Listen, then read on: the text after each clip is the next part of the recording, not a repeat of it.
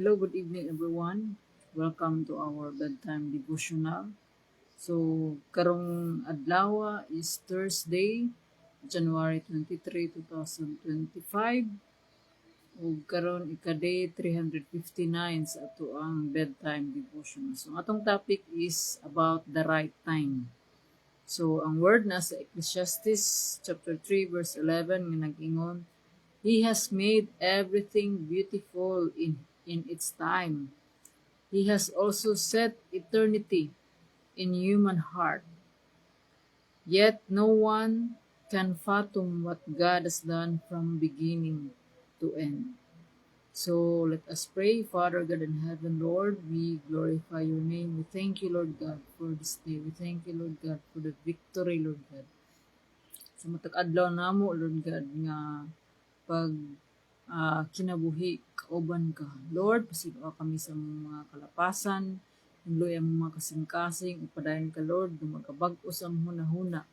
Aron kami angayan sa mga saad, imong giandam kanamo. Lord, panalangin ang imong pulong, mao kini maghatag og paglaom mo kabag-uhan sa among kinabuhi.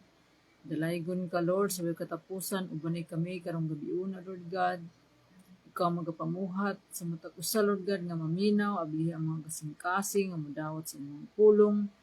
Puna kami sa imong balaang espiritu, puna kami, Lord, sa imong kaalam sa pagsabot. Kining tanan, Lord God, among katunan ug among mapuy-an sa among kinabuhi. Dalaygon ka, Lord, tanang dungog himayag mga pagdayeg kanimo lamang amahan nga naa sa langit.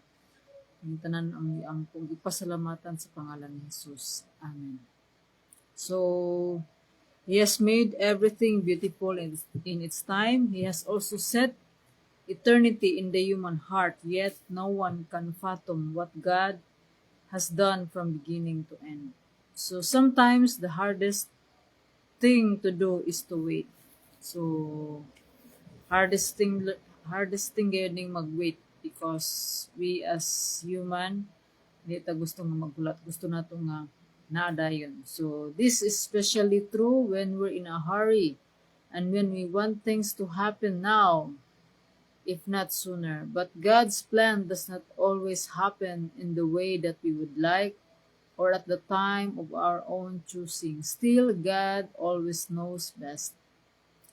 Sometimes, even though we may want something very badly, we must still be patient and wait for the right time to get it. And the right time, of course, is determined by God, not by us. So, sometimes we want things to happen in a hurry, but God knows what's best for you and for me, so we must trust God. We must trust His plan, not on our own. So, ingon sa Proverbs chapter 3, trust 5 to 6, trust in the Lord with all your heart and do not lean on your own understanding. So, in all our ways, acknowledge Him and He will direct our path straight. So, we must trust God's timing. So, the timeline of God is different from our timeline. So, if we have faith in God, if we truly believe in God the Father through Jesus Christ, we receive Jesus as our Lord and Savior, and God has give us the right to become His children. So when we become children of God, when we accept Jesus in our hearts, God give us His Holy Spirit that will enable us to help us to do the things that God wants us to do. So we must trust God. So from that moment, we receive Jesus. We follow Him. We obey His commandments. So dili ta magsalig sa atong kaugalingon, kundi ato nang surrender ang ato ang own will diha sa Ginoo. Because God redeemed us from our sins. So we are no longer owner of ourselves, but we are no longer slave to sin, but we are slave now to Christ. So we must trust God's timing, and we must recognize His perfect plan, that the plan of God. So ingon ang pulong, ingon ng Ginoo sa iyang pulong, for I know the plans that I have for you, plans to prosper you and not to harm you, plans to give you a future and a hope.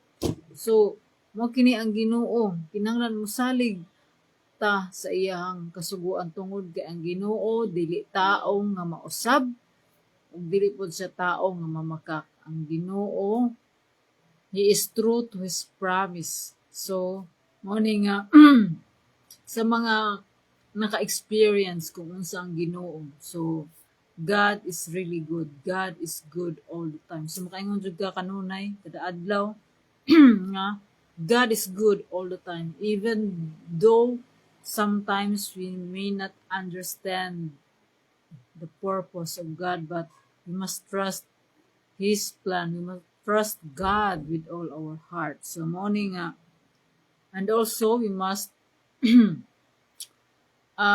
think of eternal perspective. So we must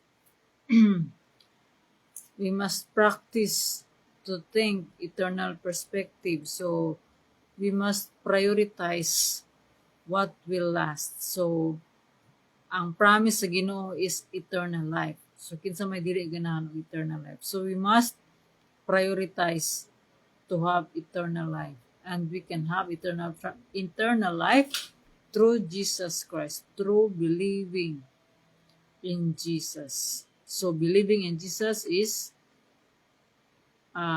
keeping His commandments. It's obedience to His commandments, to God's commandments. So, and also we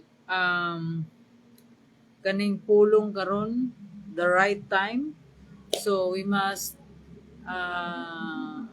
let's not forget to be humble, to acknowledge our limitations that we cannot understand, and also we cannot understand God's ways. So mao kini nga kanunay ta nga magapangayo sa kaalam, sa wisdom that comes from God, because ang Ginoo wala niya gihan-ay ang tanan, gihatag ang tanan, because life is not easy.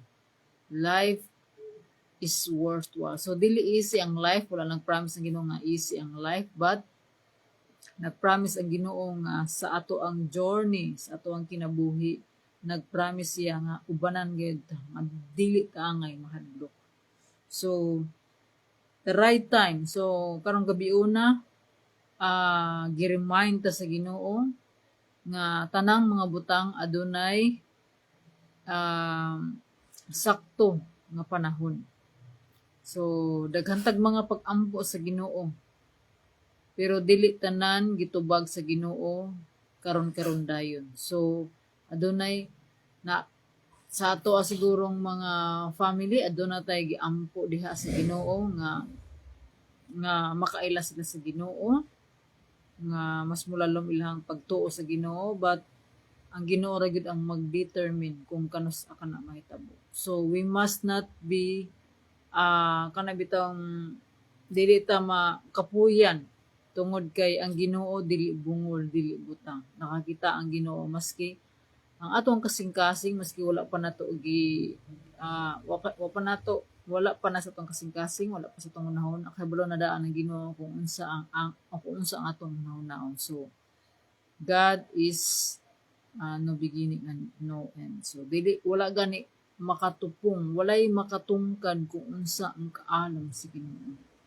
Ang kaalam sa tao is just a foolishness sa Ginoo. So inana ang Ginoo, dili gid nato matungkad. Mao ni nga God is the owner of everything. So siya ang owner sa tanan, og iyang promise nga tagaan ta niya og maayong kaugmaon.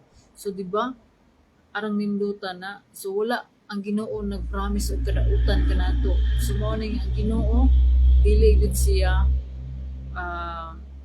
dili bakako ng Ginoo. So ang ngayon lang nato nga isalig ang ato ang kinabuhi sa Ginoo. Surrender our lives. Lord, ato nang iampo. Kanunay ta isurrender ang atong kinabuhi ug kanunay ta nga mga bag-o kanunay we repent for our sins every day.